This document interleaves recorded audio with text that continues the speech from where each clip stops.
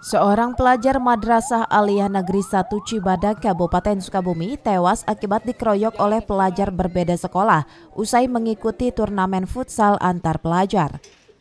Usai diotopsi, jasad korban bernama Raisa Dilaksana berusia 16 tahun langsung dibawa oleh pihak keluarga untuk dimakamkan.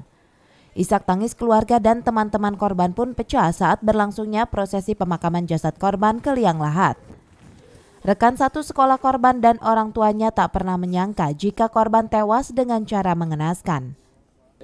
Peristiwa ini terjadi pada Jumat tanggal 21 Februari lalu ketika korban bersama dua orang teman sekolahnya hendak pulang usai mengikuti turnamen futsal antar pelajar dengan mengendarai sepeda motor bersama dua orang temannya.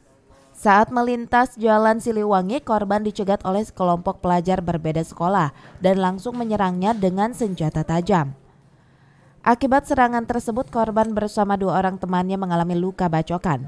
Ketiga korban yang mengalami luka langsung dilarikan oleh warga ke rumah sakit. Namun nahas, Raisa meninggal dunia saat dalam perjalanan ke rumah sakit.